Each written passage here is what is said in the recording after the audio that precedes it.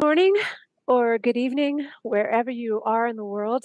My name is JBR, and today we are speaking with Magdalene, Public Relations Advisor for SimukaAfrica.org, the co-creator and curator of the 34 Gallery Initiative. Wow, thank you for your time in speaking with all of us today. I wanted to just take a moment to do a deep dive with you.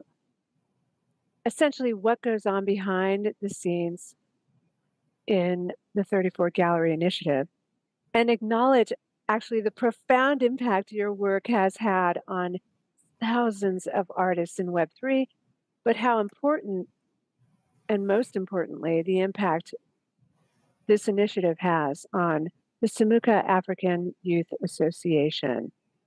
That's quite the introduction. Thank you for having me on your platform today. This is an unusual experience for me as I'm used to very much working behind the scenes. So another aspect of what I do for SimukaAfrica.org is I am the UNV online personnel supervisor. So I am a part of the United Nations Volunteer Program.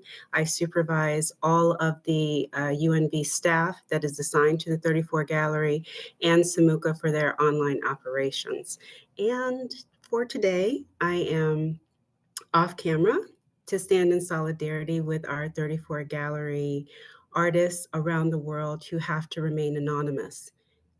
We have a very big issue with privacy in the digital age, and I'd like to touch on that a little bit during this interview.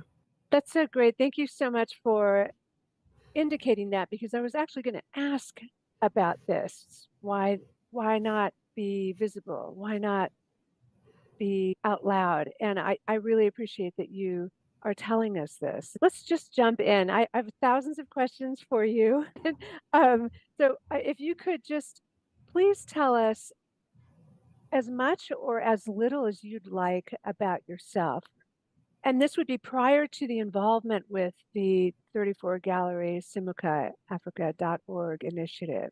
If you can, if you want to. My name is Magdelene D.D. Prior to my involvement with Samuka Africa and the United Nations Volunteer Program, I was the former outreach director for an organization called poweringpotential.org, which creates solar power computer labs in rural communities for schools in Tanzania, Africa, and the Peruvian Amazon. I worked with them for a number of years. And I've worked in international sustainability initiatives, primarily in education, since 2007 to help the world's at-risk children.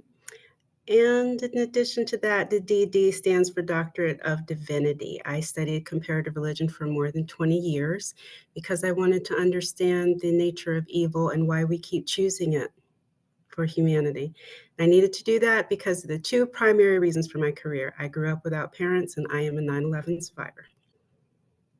Yeah, you just left me breathless for a second. What led you to take on such a challenging mission? I mean, this that you're doing, I understand that you needs to be involved in helping others and assisting others. Where was it, or what was the pivotal moment in your life that sort of shaped your commitment to these causes in specific? My entire career trajectory is the summation of every teacher and mentor and adult who decided to take a chance and an opportunity on a kid that was pretty much, according to statistics, going nowhere. If you look at what happens to children, particularly female children without parents, those outcomes are catastrophic. So I had teachers, I had mentors who told me that I had writing ability, that said I had creative ability and that I needed to use that. I needed to maximize that to become a good person, to embark on dreams that I might be able to cultivate. And that is so important for children because when you come from a disadvantaged background of any type, the world is constantly telling you that you're not able to accomplish anything, that you operate in a world of negation, you're nothing. And to have a professional come and say, you can write, you can paint, You can dance, you can sing. That's worth its weight in gold for children because it enables them to dream. That's been my driving motivation. And the reason for that is my secondary reason is my 9/11 experience. I was a children's bookseller in the World Trade Center complex. I worked for Borders Books and Music, and I'm sure that a lot of your audience remembers Borders, remembers Walden Books, where I worked for them. And that particular store, store 142 in building 5, had 3 floors. It was a gorgeous store. It cleared multi-million dollar sales there because of its location, and it was absolutely beautiful. I used to have my lunch sitting in between the towers, dreaming my dreams, and I was 21 years old. I Wow. took a gap year in college. I already had an established journalism career as a columnist. I decided, let's take a year off. Let's go to New York. Let's write the great American novel. And I was a children's bookseller in the Trade Center, and I was living my best life until I wasn't. The people that I knew who died on 9/11 were the parents of the children that I worked with. And I knew those kids by name. And when that tragedy happened, there are no sides for children. There are no good guys and bad guys. There's just terror and horror and war that has no explanation. Because whatever the adults try to come up with for a 10-year-old to explain why the world is suddenly burning all around them, frankly, isn't good enough. That's why I do what I do, because I was an unwanted kid, and I know what it's like to be a kid who grows up into a broken adult who paints the world into nightmares. I fought that reality. I think if more adults in this world fought those nightmares, maybe we can make something beautiful out of this earth instead of burning it to the ground. That's my primary motivation for my career. So, how do you then balance the weight of these issues while maintaining your own sense of hope and resilience? I think it's important post pandemic. I think the entire world, for the first time, felt the same exact thing. We had over 191 countries under lockdown during the pandemic.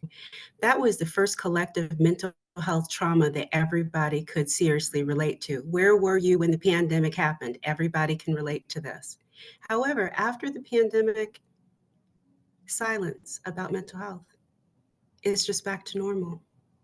So, how do I balance that?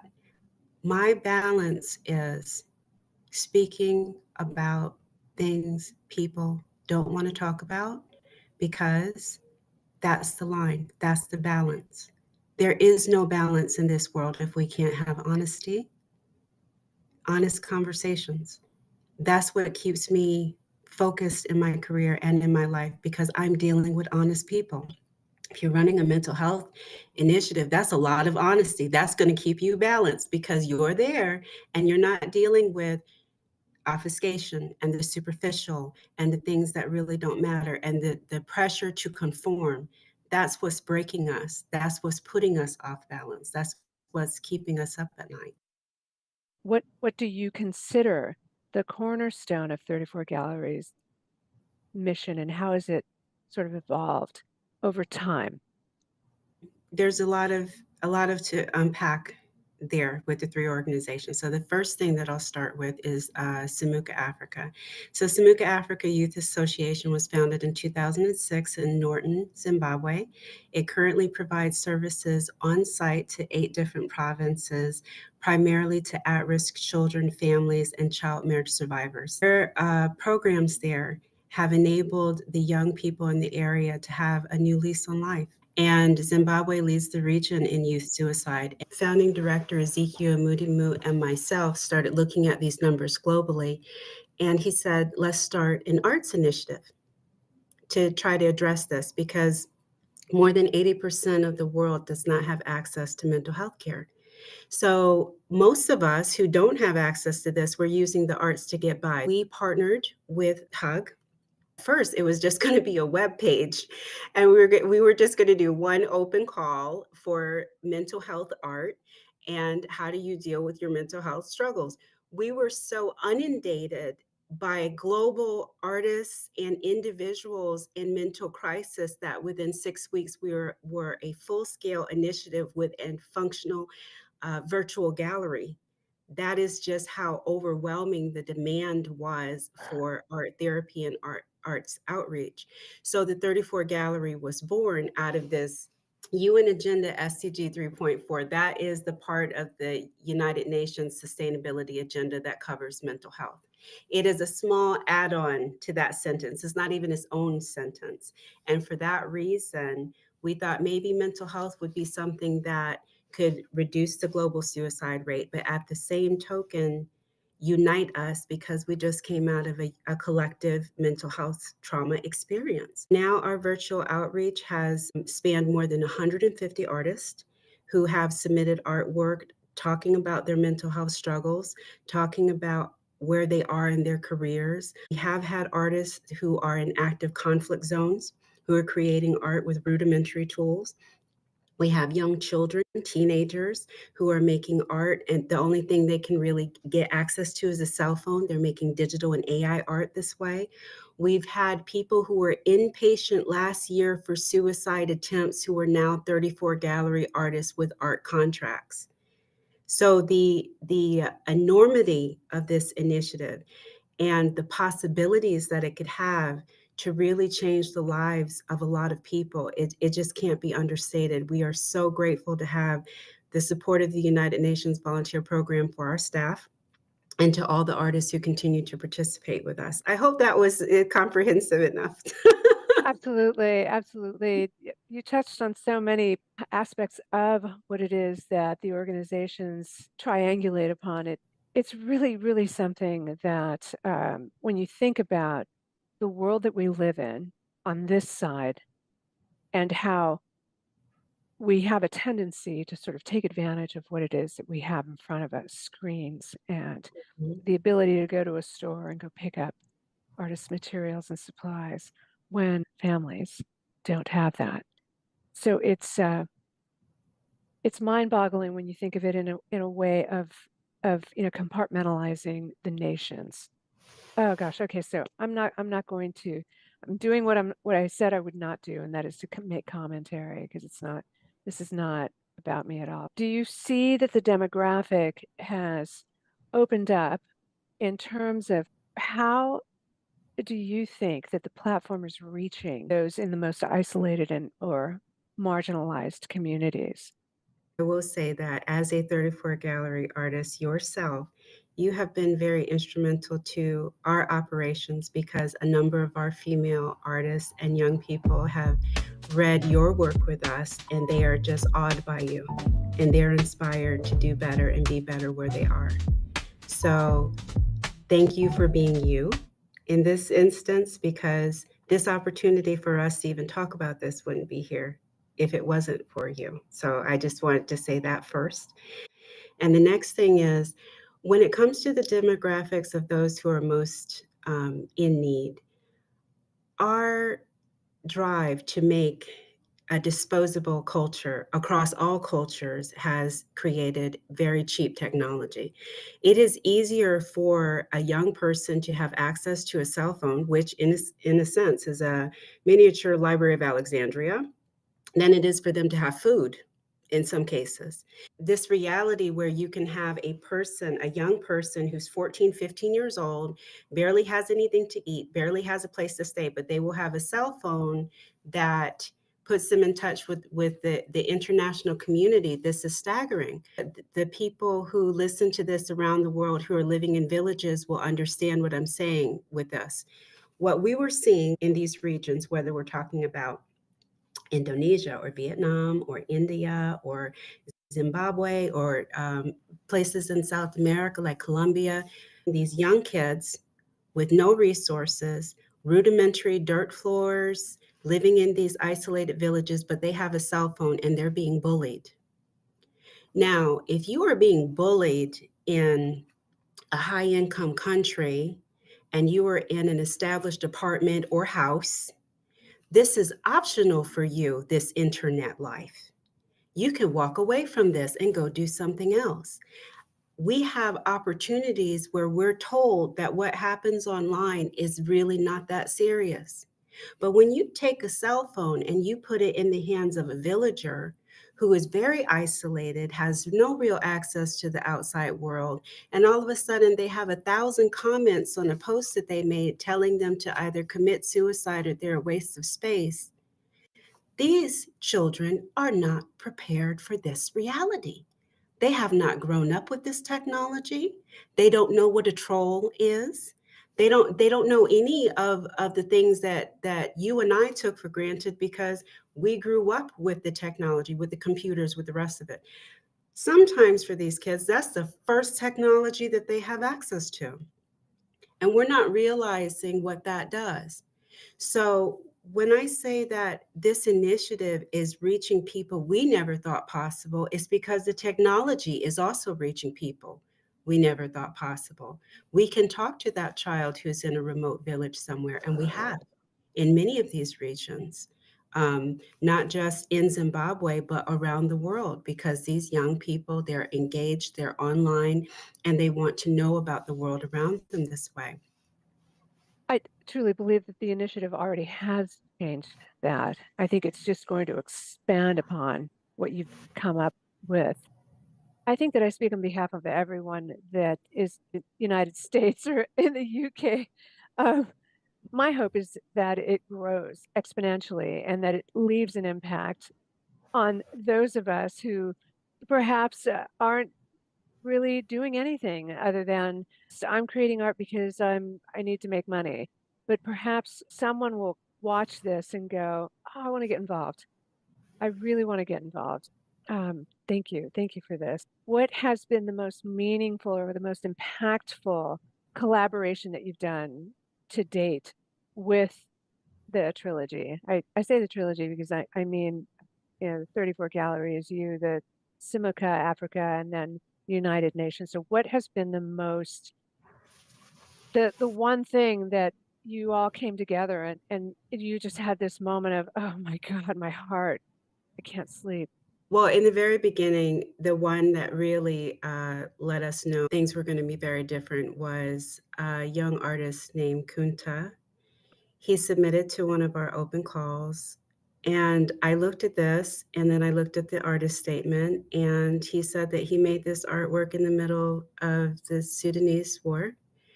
And he was stuck in the war zone for 45 days, and he was hiding, and he was making this artwork to keep himself sane because he was hearing the violence and he was scared. But he felt like if he could do the artwork, that he would be okay. And he was just drawing while all this chaos is going around him. And reading this and looking at the artwork, you couldn't help but be incredibly moved. That shifted the narrative for us. The United Nations strives to be politically neutral. Our UNV staff is trauma aware, culturally sensitive. Overall, humanity is in a big war, and that war is between left and right brain cognition. The left brain thinkers among us have decided that left brain knowledge is the only knowledge worth pursuing. And because so much of this, whether it's STEM or any of these types of industries, are reliant on logic, everything must be a commodity in order to have value, even when it comes down to human life. And that is the war we're really facing. It's not about cultures, the things that are nonsensical, surrealism. I remember being in MoMA once and hearing someone say that surrealism makes absolutely no sense. There's plenty of things in life that don't make sense. A platypus doesn't make sense. It still exists. It's not a commodity, though. It just exists. If this young man had not made this particular artwork and told his story, is it of value if there's not a price tag on it? It's definitely valuable to all of us. And that's something that we need to understand. The best things in life cannot be bought, cannot be purchased, and cannot be categorized. And I am a high functioning autistic woman. I was diagnosed when I was 27. So I understand a great deal of this life logically. but I have balance. I'm a creative person at the same time. So that particular instance has to be the greatest collaboration that we've ever done with Kunta, actually getting his artwork out there, because that proves that you don't have to be logical. You don't have to be a commodity. You can just be someone who's sitting there creating art because you feel like it and it makes you feel better. That's the whole point of the initiative. And until that moment, I don't think everybody realized that's what we're really advocating for, art for art's sake that helps with our mental health. And that really just drove the point home for us. His story was so incredibly powerful and incredibly moving that it changed our whole infrastructure of how we handle artists, of how we work with our open calls. And we wouldn't have been able to expand this far to also partner with art jobs without him being involved and just sharing his story. He didn't even work for us, he just told us what he went through. Thank you for sharing that. These issues are very difficult to talk about, and however, we're having the conversation.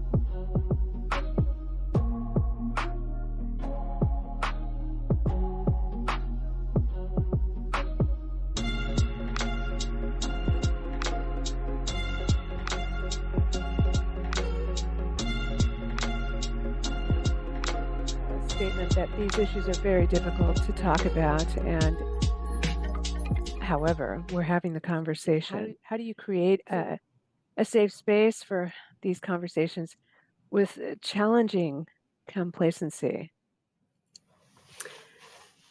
That is, it is a challenging question, and it also touches on what I mentioned earlier about the notion of privacy. We live in a fantastic time and a very dangerous one because we are so open now in ways that we weren't even a decade ago. It used to be that you could be online, anonymous, have an identity there, walk away, and still have your real life. Now, online life is compulsory for a lot of us. It is tied into your livelihood and your identity, and it can also become a very real threat. When I was younger, the internet was not mainstream. Stupidity was not recorded. Everyone has a dumb moment in life. Now there's a record of it. That one moment follows you and it can haunt you indefinitely. And that includes the trauma that you've experienced. And I bring the conversations up because my whole existence is an uncomfortable conversation. I was an unwanted child because I was removed from a home for severe neglect. But my biological parent was an exotic dancer. My whole existence is on this whole line of morality that we pretend in all societies regarding women and children, regarding what it means when the bachelor party is over, regarding child abuse, foster care, the sex industry, prostitution, and all of these very uncomfortable words that we don't like to say in polite company, like child marriage. There's so many other people like me who are out there who have had an experience that puts them so far removed from everyday conversation that privacy is a real issue for them right now. I don't watch 9/11 footage because I can see my coworkers running past the cameras. No one asks what that's like when you're attached to a tragedy like this. only if it's going to make their career larger or their byline larger or it's entertainment for other people. But to actually be attached to one of these things and watch your life up in these cameras this way, that's an uncomfortable conversation. And we're not having those conversations because it is easier to pretend that the person that you watched on TikTok who just had their life ruined in 5 seconds won't be you. We don't want to have those conversations because some of us would like to be like Nicole Kidman's character in The Perfect Couple on Netflix, where these dancing skeletons are in the closet and we're just praying no one ever finds them because we have the perfect life. The idea of safe space has been obliterated by the internet. You can be bullied by someone who doesn't even live in your country.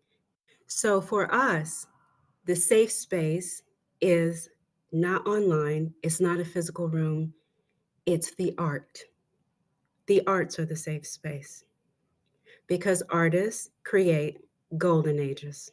Time after time, culture after culture, spreading the literature, spreading the art, spreading the goodwill, spreading the good cheer, because creatives come from all walks of life, and they're usually the most marginalized, the most bullied, and the most unwanted.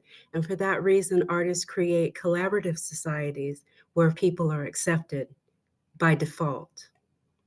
What I'm asking for with the 34 Gallery Initiative is for our global artists to create a global safe space, a global golden age, where we can all have the tool of self expression instead of self annihilation.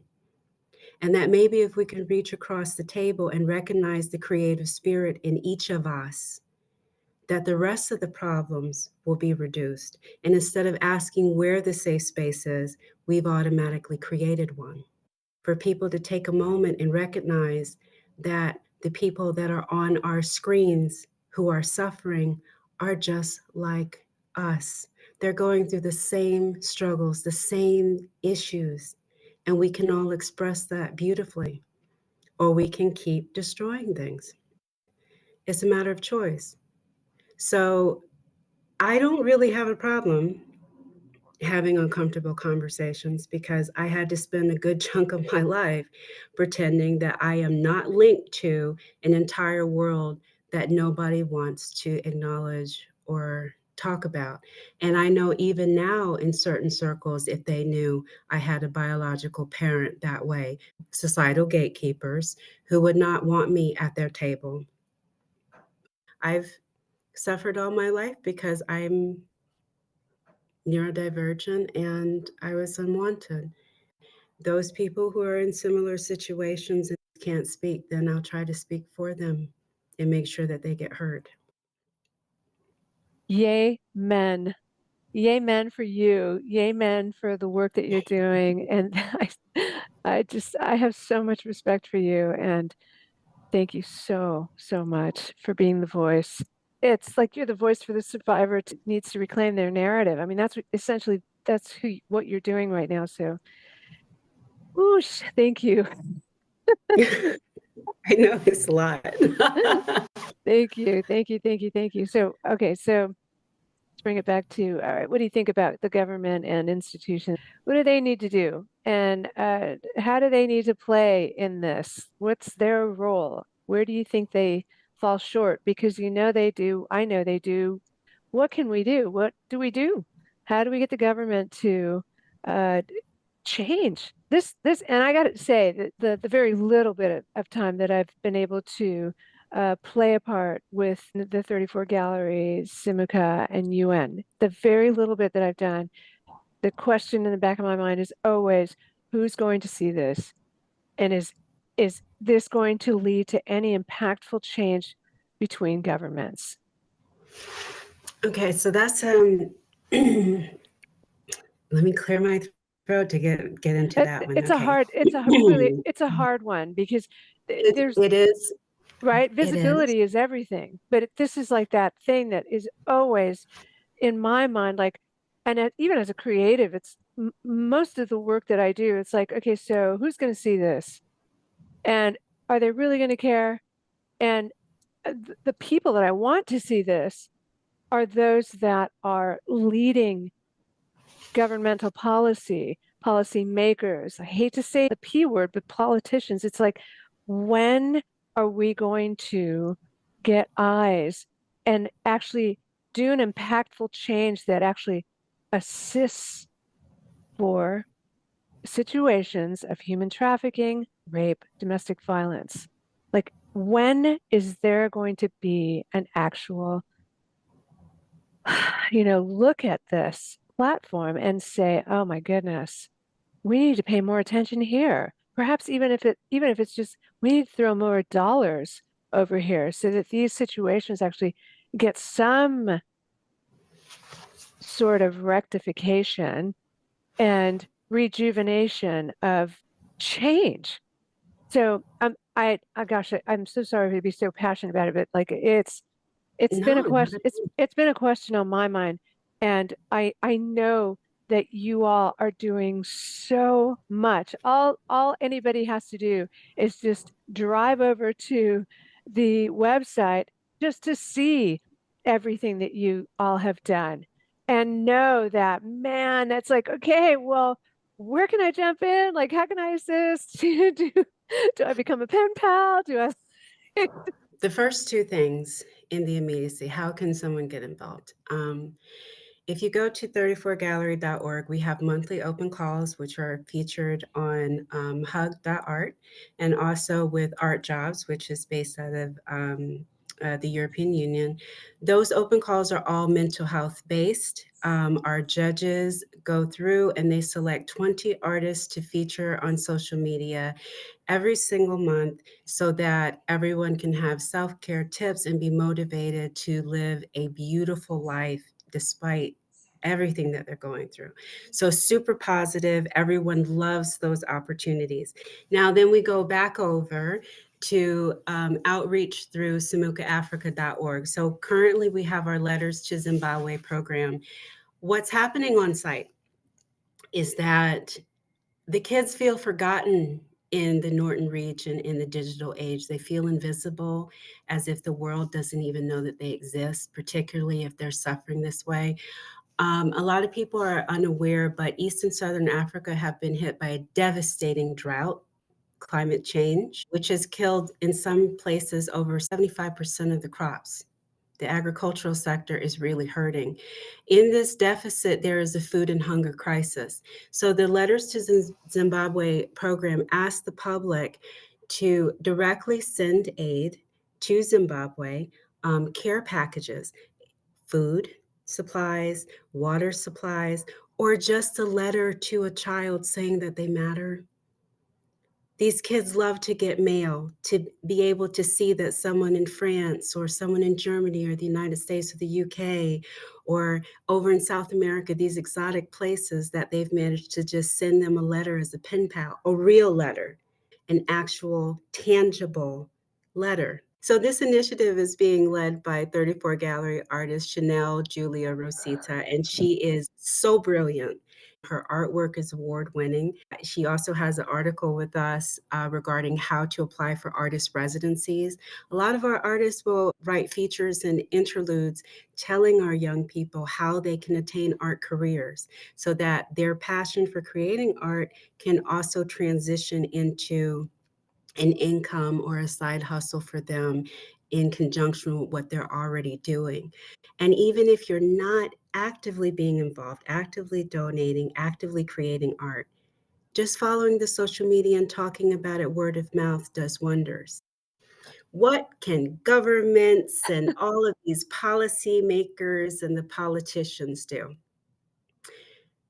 My honest opinion is that the silent partner in all of the chaos that's going on is about to force humanity's hand, and that is the earth.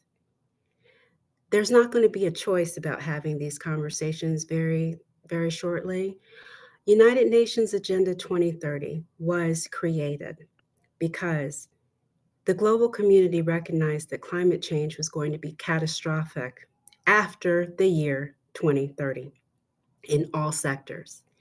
And because the climate change was going to impact agriculture to industry to the cultural dynamics, they created this agenda for the nations to get on board early and try to put fail safe measures in place and infrastructure in place to deal with the dwindling resources that are on this planet. It is now 2025. A lot of the reports that we've been seeing in the past 18 months say that less than 20% of the sustainability goals have been met, and Agenda 2030 ends in 2030. I don't know if you've noticed, but we have boiling seas now, and that wasn't supposed to happen until 2037. These wildfires that we're seeing that are so blazing out of control, that also wasn't supposed to happen until 12, 15, 20 years from now. We're seeing the things that were predicted to happen later in this century happening today. Cognitive dissonance can only last so far with this conversation. And that's what I think the issue is. It's not that we don't know, it's that we want to pretend that we don't. There's these research studies that are claiming that human beings are not having a drastic impact on the planet.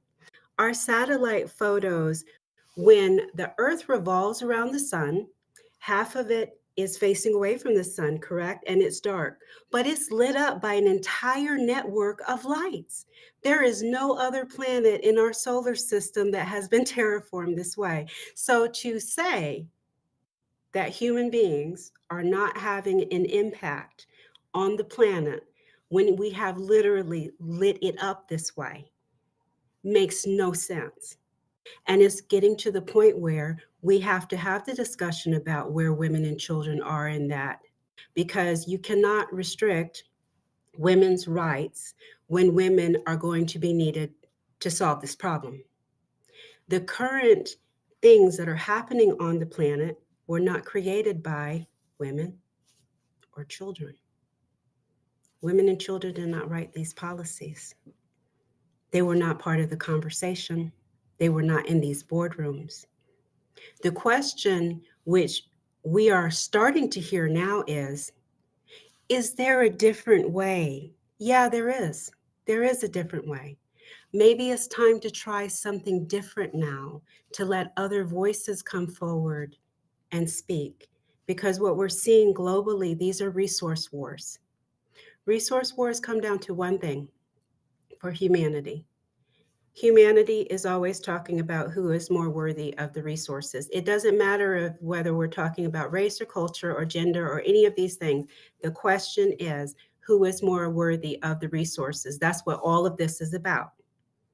As a neurodivergent person, the conversation makes no sense to me. If we are all Homo sapiens, we are worthy of these resources. We are here. We can share. We can figure it out. And the other thing that's going to become readily apparent is the pandemic. We have evolved with enough technology and knowledge that a pandemic hit humanity and barely made a dent in our population. If you rewind the clock 100 years, how many millions of people would have died from COVID? We obviously have evolved to the point where war and conflict are optional now. I think people aren't realizing they're optional because they're still on the table. Humanity is going to be forced to change with it. But there are many organizations that are working tirelessly to really figure out how to combat this rollback of rights for women and children that has been happening in the last 10 years, because the idea seems to be restricting the women will somehow make this prosperity thing work, and it's just simply not going to happen. The best advertisement that we have for change is for successful women to be visible, to be vocal, and to be present. We don't have to start a conflict, but we do need to stand our ground, and we need to say what it is that we're fighting for. We're fighting to be equal humans. We're fighting for our children to have a future where they don't have to wonder if they're going to survive. That's the conversation that we need to be having because the changes on the earth affect everyone.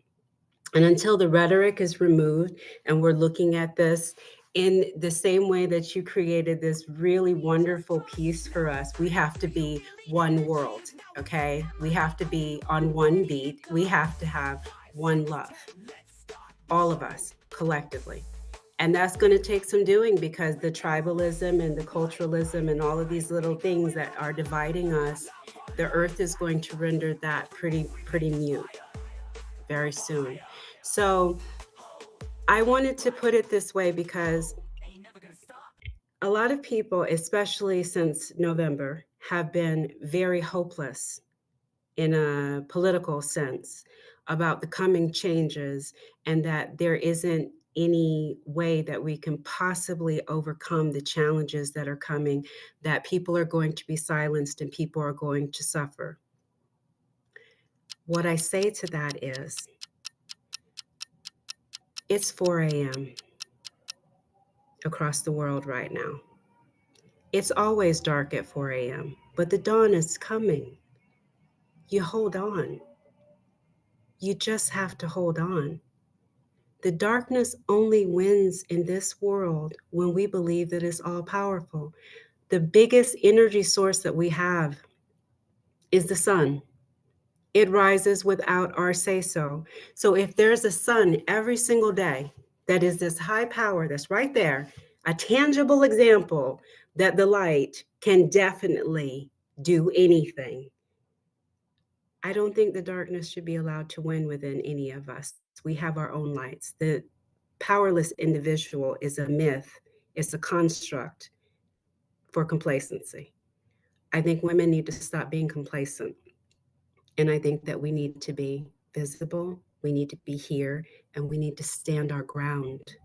Being polite isn't necessarily going to get us through this, but stating who we are, what we need, and what our future needs in plain language definitely will.